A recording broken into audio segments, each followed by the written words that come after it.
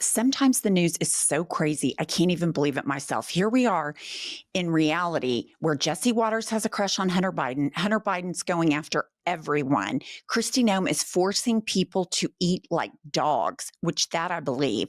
And Stephen Colbert has been fired. I mean, it's just unbelievable what's going on in the news. So let's start with Hunter Biden, because he came out in an interview and he went for everybody, no mercy. I don't know anyone personally that if you took Stephen Miller, isolated, and you played a clip of the things that he says. Every day we arrest another alien they let into this country who raped a child, who beat a woman.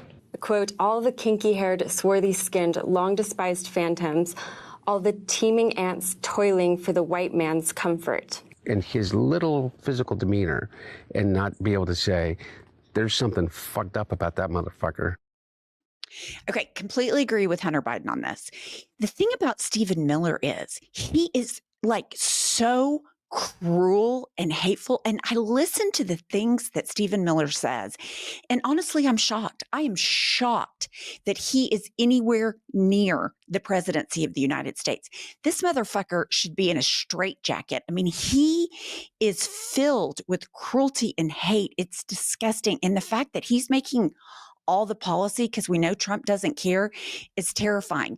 But what's even more interesting is that Jesse Waters apparently has a huge crush on Hunter Biden, who he has maligned for years about his stupid laptop.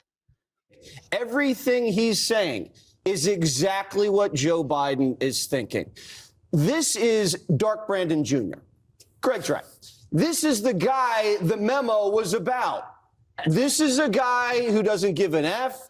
He's macho. He's bold. To say that they're going to invade El Salvador to bring back the bad hombres, that's like left-wing Trump.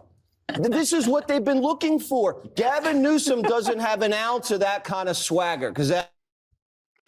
Okay, so I just find it interesting that Jesse Waters is on the front line of every discussion talking about what's macho, who's got swagger. He really never talks about females, but he's constantly talking about males. And it sounds to me like he's got a little crush on Hunter Biden. And why I find that so interesting is because he's so macho, and yet I've seen him in person and he sachets, like as RuPaul would say, sachet away. This guy is so duplicitous because he's sitting there laughing about the right-wing Trump. He knows how bad Trump is, but he doesn't give a shit.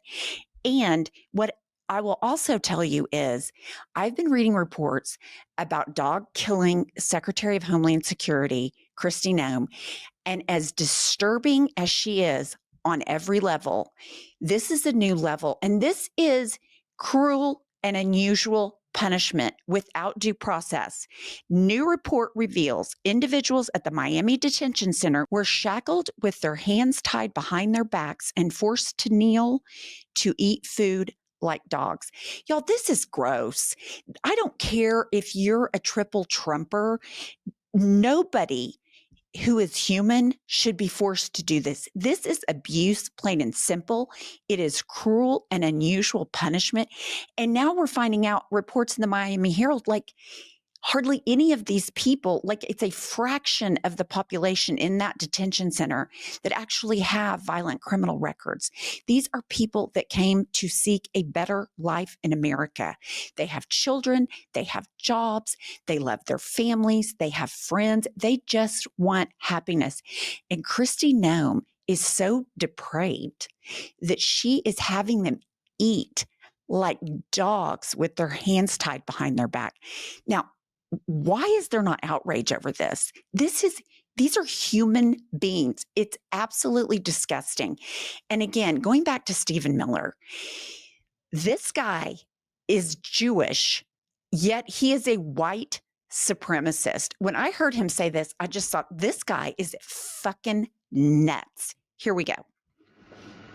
You know, if you look at photos of the Empire State Building being constructed, in record time, by the way. You know what you don't see there are any illegal aliens. You look at the photos of us landing a man on the moon, you look at the NASA control room, you don't see any photos of illegal aliens.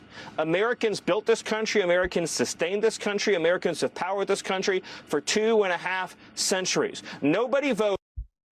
Okay.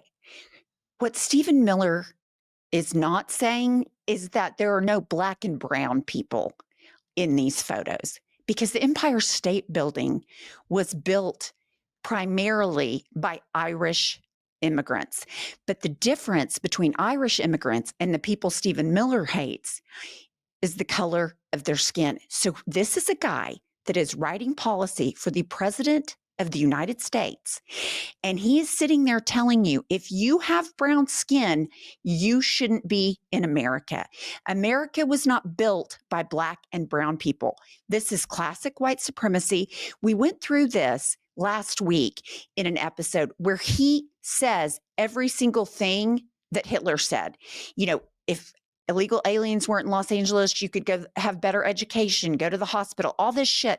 It's the exact same shit Hitler was saying, coming out of the mouth of a man that is born of immigrants that's fucking Jewish, for God's sakes. This guy is a case study. Like, there should be psychological case studies on this guy, because this is not normal behavior. Normal people do not act like this.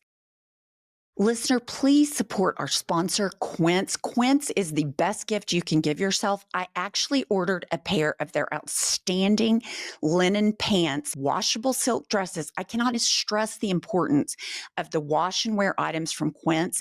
They hold up great. They travel well. They are excellent. They also have soft cotton sweaters, versatile warm weather pieces you'll wear again and again. And you guys, Quince is half the price of similar brands. By working directly with top artisans and cutting out the middleman, Quince gives you luxury without the markup. And Quince only works with factories that use safe, ethical, and responsible manufacturing practices with premium fabrics and finishes. You guys, I can't tell you how much you're going to love your items from Quince. They're my absolute favorites. So please give your summer closet an update with Quince. Go to quince.com/IHIPnews for free shipping on your order and 365-day returns. That's QUINCE.com/IHIPnews to get free shipping and 365-day returns. That's quince.com/IHIPnews. Here we have Fox News. We've got Rupert Murdoch, who owns Fox News and the Wall Street Journal.